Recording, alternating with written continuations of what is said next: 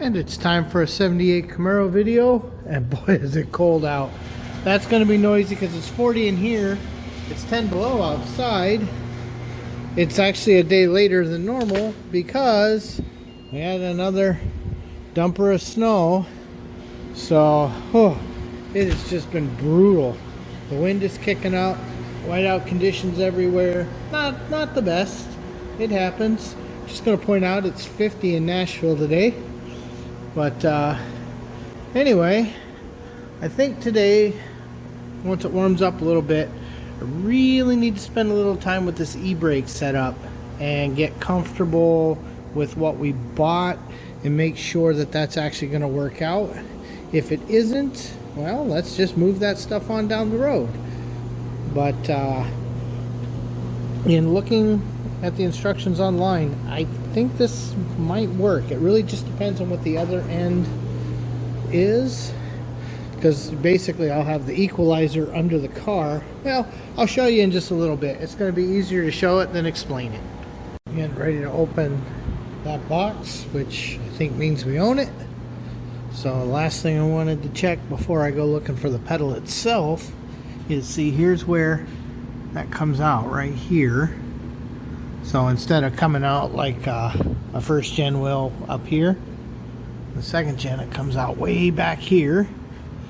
So there's no reason why I can't have that cable in there and then put that little junction piece here, and then the two cables now go back to the brakes. So in just a little bit I'll get those open. That'll be fun because I guarantee they're cold. Everything's cold right now. There are days where you wonder, why on earth do we live here? But we'll try to get something done today. Alright, we're trying to warm back up. We had to go to cold storage to find this parking brake, so I'm actually it's still in the bag, but it was at 10 below, so just kind of warming the air that it's in because I don't want to wait an hour to be able to touch it. So the one thing I did note is on this mechanism there is a spot for the other end of the cable, which means I believe this will work. So I feel better about cutting this open now. We're going to go ahead and do that. The other thing is, he took those pads back to NAPA, argued with them. They kept saying, blah, blah, blah, blah, blah. There's no way, no way, no way. We've sold 1 million of them. But, you know, aftermarket garbage is garbage. So now he's got a different set of pads, and we will try those. Okay, so this is that other kit. This is what's going to be up at the e-brake end. Obviously, this is infinitely longer than it needs to be. And the other end is this. Well, I need this to go in the hole in the floor, but this hole is lost. Nope, there it is. You can see I can shove almost this whole thing through it. I need it to be in from that way because, you know, the cable comes into that. So we're going to have to make that hole smaller.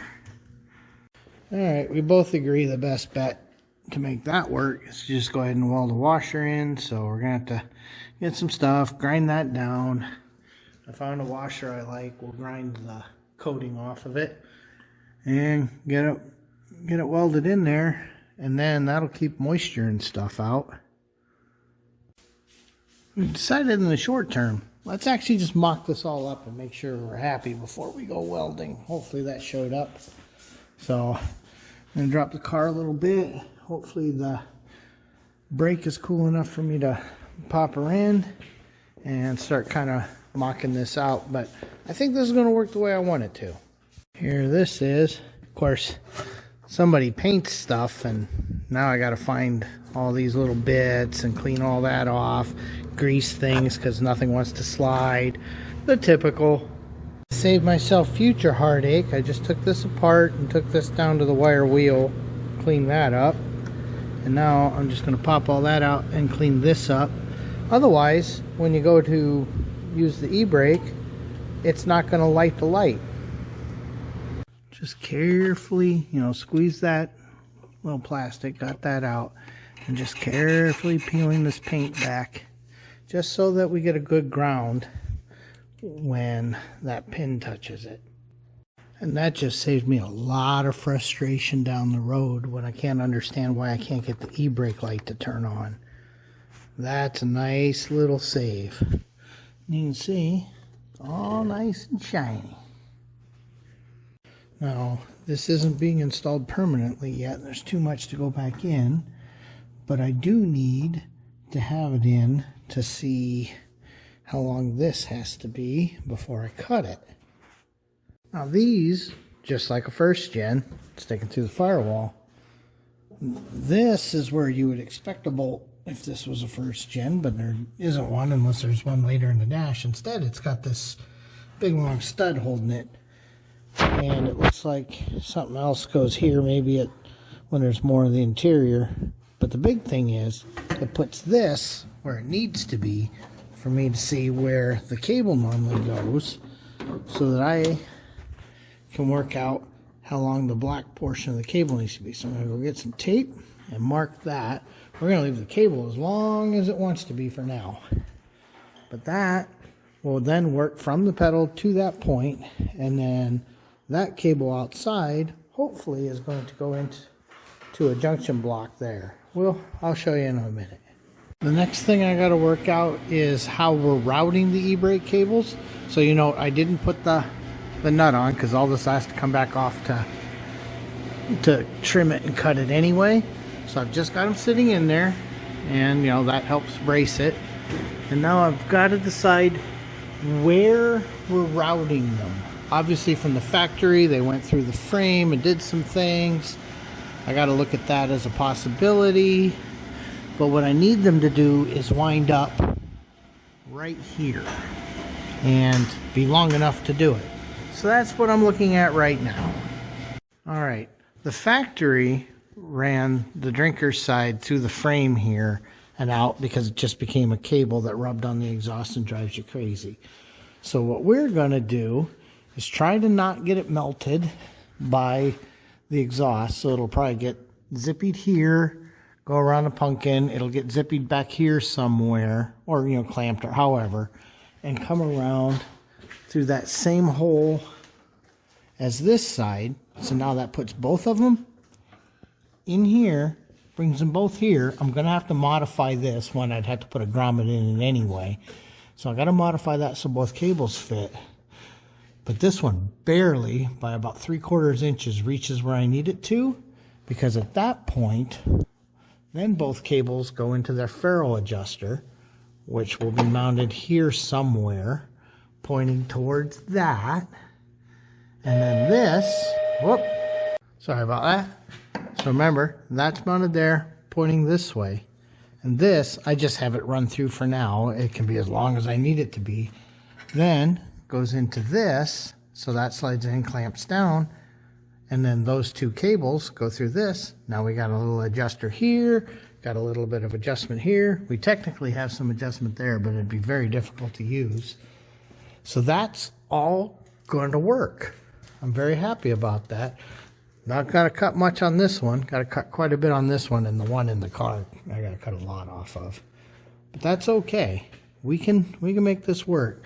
Now I think if I just trim this in here, you know, keep the outside edge, but make a big oval out of that, put a grommet in there, you know, to act as a softener, that just kind of keeps these guys minded and out of the way. Okay, I'm going to set this aside now that we know this is going to work, and we're cold and both of us are kind of ugh. So I don't want to cut anything because you can't uncut it until we got one little problem is we want to verify where the actual brake lines are running to make sure that that actually didn't go to something else. But outside of that, I think we're pretty good. Next thing I want to know is, do these other pads work? You know, or are those jokers at NAPA 100% right all the time? We sell millions of them and it's something else that makes it not fit. Well, let's find out if this is going to work. I'm going to hand this over. Here, kind of pointed at stuff.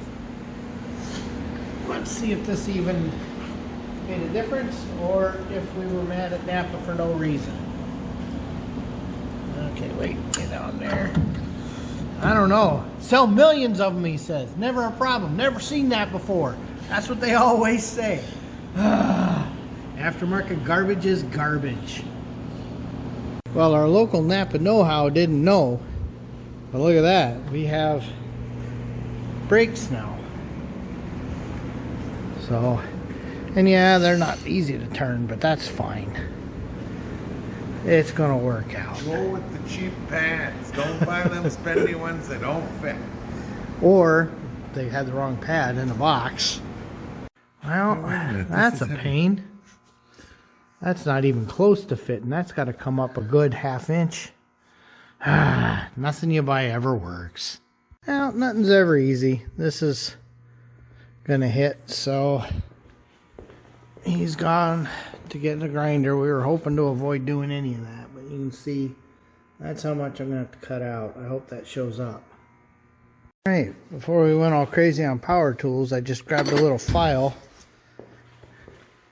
and popped this little groove in here, and it looks like that'll work. We're gonna go ahead and slide her on there and see if it all bolts in now. There. That actually fit pretty good once we modified that hole. So before it all goes back together for the final time, we'll just put some dum-dum from this side just to keep things sealed, keep moisture and stuff out. But you can see that's a good fit. Now we don't have all of this craziness adjusted yet, that big turnbuckle. We have no idea where that pedal is going to want to sit yet. So I'm going to put the clip on it so we don't lose it, but for now we're just going to leave it adjusted wherever it is. It doesn't matter right now. And look at that. We have a Hydroboost now. Like I said, we'll adjust the pedal later, so none of that's locked down. And yes, I haven't cut any of this yet. We'll cut that when we're a little warmer and a little more confident. But yeah, that looks like that'll work. You can see the angle they had to weld into it. So hopefully clears the hood, clears the fender. And with that, I think we're going to let old ShopRex say goodbye to everybody, tell you about some tools or eat some candy. I don't know which one it's going to be. But you can see, and I just use lug nuts as spacers for now. And those are just finger tight to keep it supported. But we're starting to put things back in this car. Now, I don't think the ebrake is going to stay. You can see how much of that I've got to cut down. But yeah, this is starting to come together now. This will be a car before you know it. Till next time. All right, and ShopRex says, always have fun working on your cars. Try to be safe and eat all the candy.